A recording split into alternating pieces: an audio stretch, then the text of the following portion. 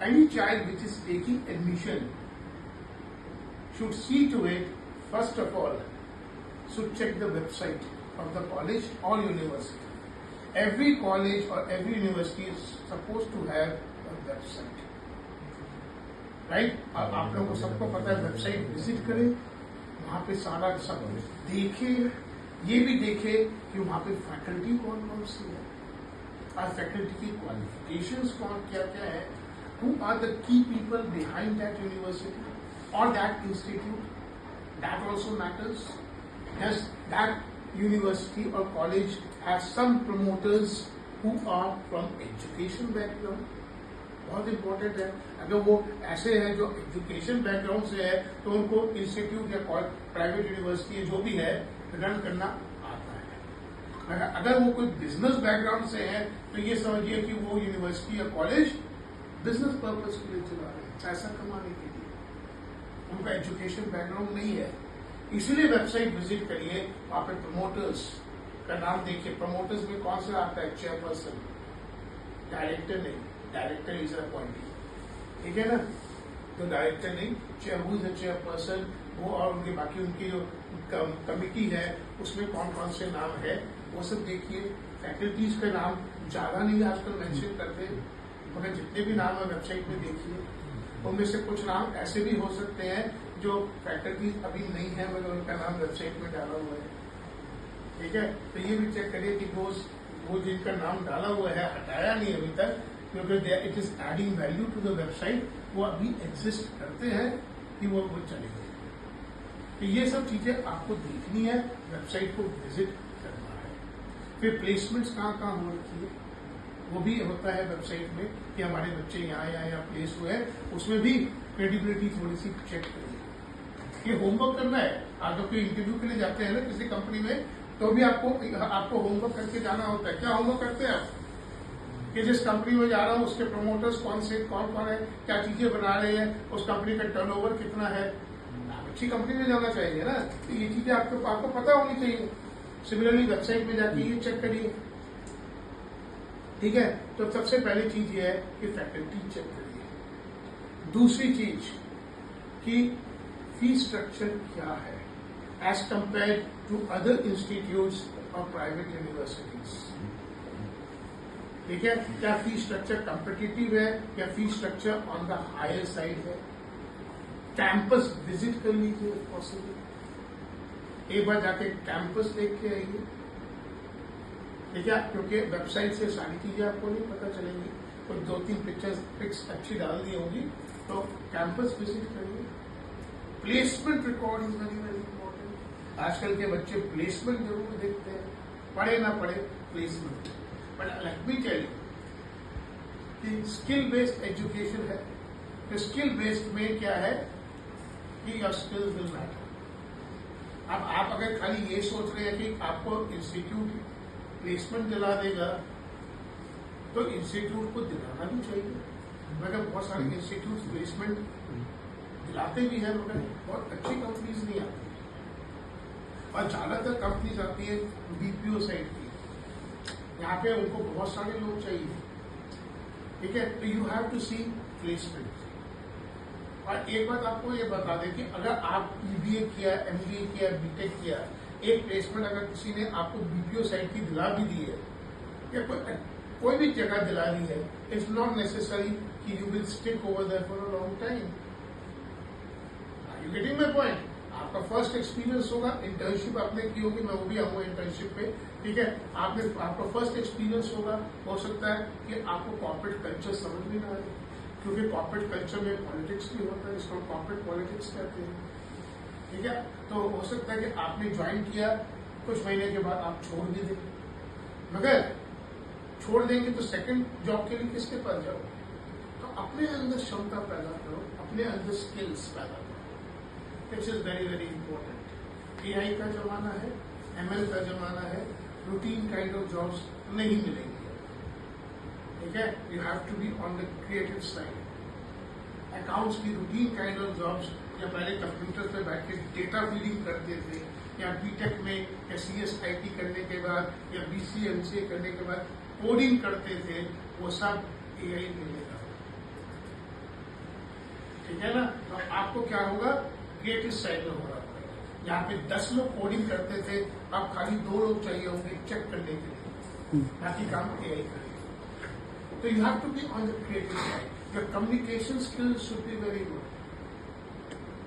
ठीक है, getting admission is very very easy. Admission मिल भी जाएगा। Most of the institutes are asking for admissions.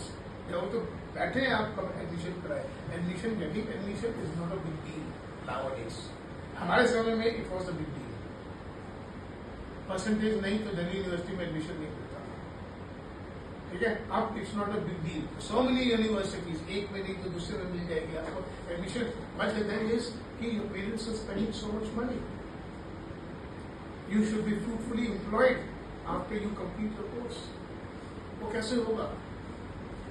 If your communication skills are good, if you on the creative side, basic analytical skills should be very good. हम analytics की बात करते हैं। Basic मतलब percentages, ratios, ये सारी चीजें। I am not talking about higher algebra और something, but basic analytical skills आपको होनी चाहिए। Basic statistical skills.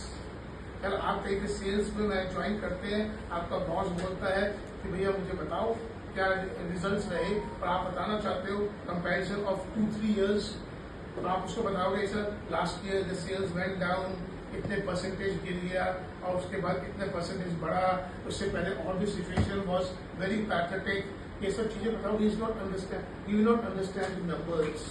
उसके दिमाग में और बहुत सारी चीजें चल रही है, तो आप उसको क्या दिखाओगे? Bar graphs. So this was the sales, और हाइट से दिखेगा ये सेल्स कम हो गई इस साल में। तो आपके पास स्टैटिस्टिकल स्किल्स होने चाहिए। अगर कोई कंपनी के 5 प्रोडक्ट है या 4 प्रोडक्ट है, और किसका कितना रोल है या कितना वो प्रॉफिट में कितना कंट्रीब्यूशन है, वो कैसे बताओगे? Pie charts, right. तो ये आपके बेसिक स्टैटिस्टिकल स्किल्स बहुत अच्छे होने चाहिए। यही सब स्किल्स आपको जॉब देंगे, और कोई जॉब नहीं देगा। चाहे आप, मगर आप किसी भी इंस्टीट्यूट को ज्वाइन करें, वेबसाइट चेक करें, फैकल्टी चेक करें, और जहां पे आपने 2 या 3 साल बिताने हैं, इंफ्रास्ट्रक्चर चेक करें। बहुत जरूरी है, क्योंकि हम कहीं पे भी रहते हैं, 5 दिन के लिए हम देखते हैं, तो यहाँ पे आपने 2-3 साल बिताने हैं। इंफ्रास्ट्रक्चर, क्लासरूम्स में देख के आइएगा, आप विजिट कर रहे हैं, क्लासरूम्स देख के आइए, वहाँ पे प्रॉपर वो लगा है कि नहीं, प्रोजेक्टर्स वगैरह लगे हैं कि नहीं है, स्मार्ट क्लासरूम्स हैं कि नहीं है, और उसके बाद प्लेसमेंट रिकॉर्ड भी चेक करिए। मगर ये रखिए कि आपकी क्षमता अपने में भी होनी चाहिए।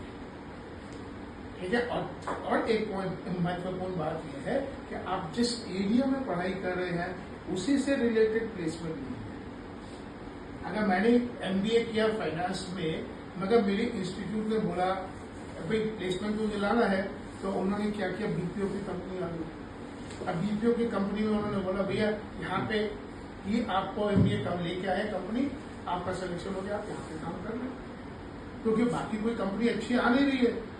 ठीक है, अब BPO में काम करोगे, यू आर फाइनेंस गाय, आपने MBA फाइनेंस किया है, BPO में काम करोगे, तो वो एक्सपीरियंस आपके लिए नील के बराबर है।